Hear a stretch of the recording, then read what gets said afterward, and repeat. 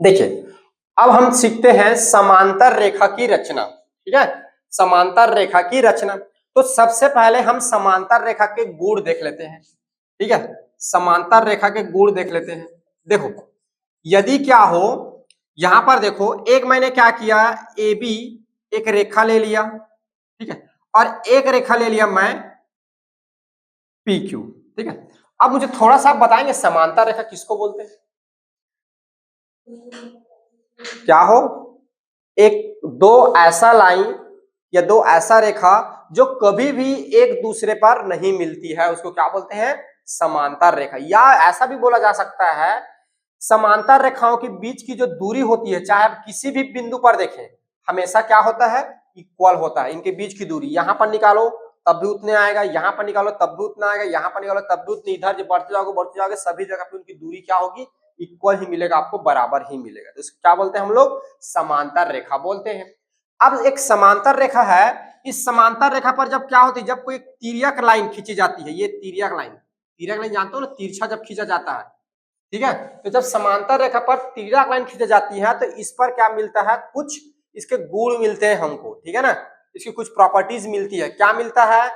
पहले देखो, यहां पे बनने वाला कोण और यहां पे बनने वाला कोण क्या होता है? इसको हम लोग बोलते हैं संगत कोण। क्या बोलते हैं? संगत कोण।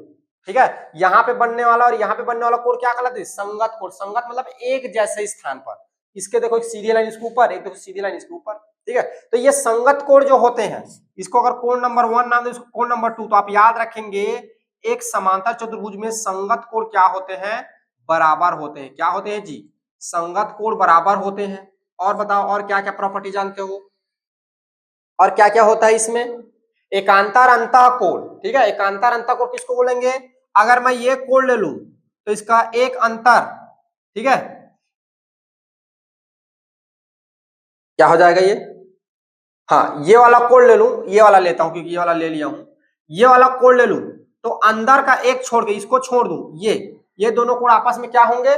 बराबर होंगे। एकांतर अंतः कोण क्या होते हैं? बराबर होते हैं। यहां पर बनने वाला कोण, यहां पे बनने वाला कोण क्या होते हैं? बराबर होते हैं। ठीक है, तो हम क्या करेंगे, एक रचना करेंगे और इन्हीं प्रॉपर्टी का यूज करेंगे। किसका? इसी प्रॉपर्टी का। ये एक संगत कोण बराबर होता है, ठीक है, या एकांतर अंतः कोण बराबर होते हैं। ये कोई भी एक प्रॉपर्टी का यूज करके हम क्या करेंगे, यहां पर समांतर रेखा की रचना करेंगे। ठीक है, चलिए, तो कैसे करेंगे? तो सबसे पहले आप क्या करिए, एक एक आप क्या करिए, एक लाइन ले लीजिए। ऐसा हम क्या करते हैं, एक रेखा ले लेते हैं ए से बी। हमने क्या किया, ए से बी क्या किया, एक रेखा ले लिया। ठीक है, और ए से बी रेखा पर एक मैंने बिंदु ले लिया यहां पर, जिसका मैंने नाम रख दिया, बिंदु का नाम मैंने रख दिया एम। एक बिंदु मैंने ले लिया, क्या उसका नाम मैंने क्या रख दिया? एम। ठीक है, तो एक रेखा लेना है ए बी, एक बिंदु लेना है रेखा ए बी पर, जिसका हम क्या नाम रखेंगे? एम। ठीक है, इस पर मुझे क्या करना है, एक ऐसा एक लाइन खींचना है। वो आपकी इच्छा है, आप तिरछा खींचोगे कि सीधा खींचोगे, कैसा खींचोगे वो आपकी इच्छा है। मैंने क्या किया, एक लाइन ले लिया, एक लाइन ले लिया जिसका नाम मैंने क्या रख दिया? एल। क्या किया जी? एल। पहले मैंने क्या किया, एक एक लाइन लिया ए बी, रेखा लाइन लिखी वर्ड है ना, समझ रहे हो? एक लाइन लिया ए बी, फिर उसके बाद मैंने क्या किया, पॉइंट पी लिया, इससे मैंने लाइन ले लिया एल। अब मुझे क्या करना है, अब मुझे क्या करना है, ए बी के समानांतर एक रेखा की और रचना करनी है। ठीक है, तो कैसे करेंगे देखो, इतना लेने के बाद मैं क्या करूंगा, जो लाइन एल है इस पर एक पॉइंट ले लूंगा। ये एक मैंने पॉइंट ले लिया जिसका नाम मैं दे दिया एन। क्या दे दिया?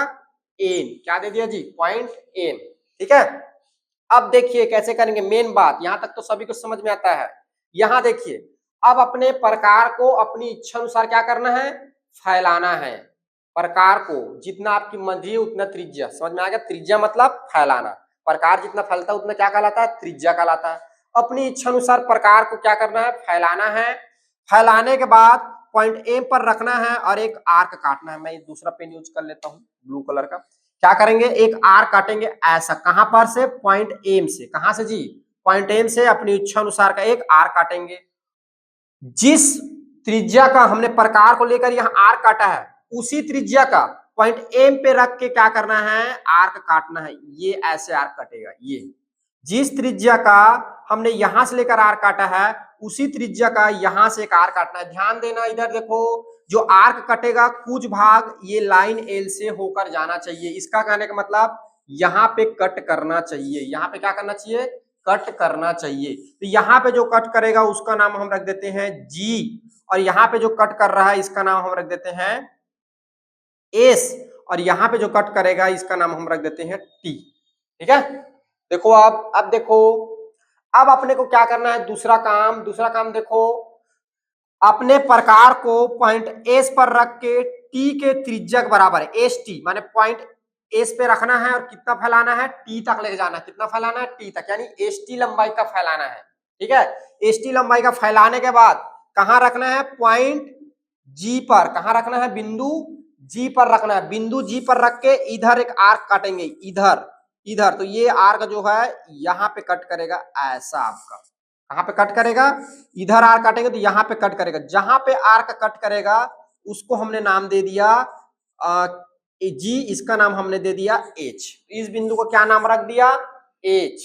ठीक है, और अपने स्केल को रखिए, कहां पर रखना है?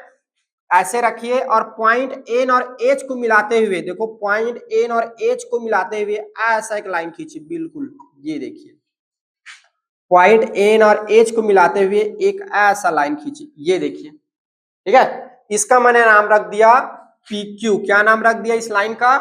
P Q. तो आप लोग देख पा रहे हैं कि हमने क्या किया, ए बी के समानांतर पी क्यू की रचना कर ली। कर ली जी। अब कैसे जानेंगे हम कि हमने जो लाइन बनाया है ए बी पर, एक पहला लाइन खींच दिया ए बी के बराबर पी क्यू, हम कैसे जानेंगे? देखिए कैसे जानेंगे हम, चलिए इसको चेक कर लेते हैं, जांच लेते हैं। अब बताओ कैसे जानेंगे जी, ये पैरेलल है कि नहीं? तो हमको पता है कि पैरेलल लाइन में जब एक तिरछी लाइन खींची जाती है तो उसके संगत कोण क्या होते हैं? बराबर होते हैं। अगर यहाँ पर देख पा रहे हो दो लाइनें लिए हैं और इस लाइन पर एक हमने तिरछी लाइन ली हुई है, अगर इसके संगत कोण बराबर हो जाएं तो ए बी और पी क्यू क्या हो जाएगा जी?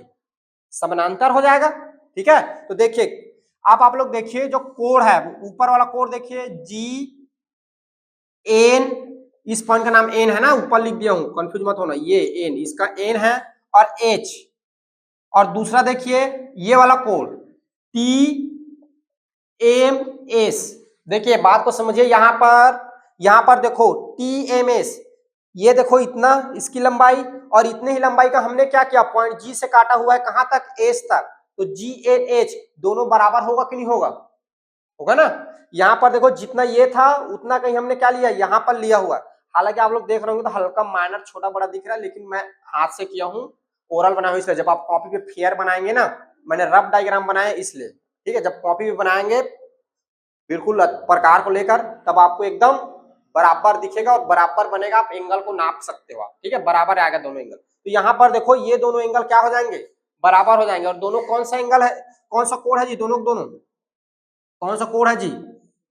संगत कोण है। कौन सा कोण है? संगत कोण है। और हमें पता है संगत कोण जब बराबर होता है तो दोनों लाइन क्या होती है? समानांतर होती है। तो अतः आप बोल सकते हो कि यहाँ पर ए बी जो लाइन है समानांतर होगा किसका? पी क्यू का। ए बी लाइन किसके समानांतर होगा जी? पी क्यू का।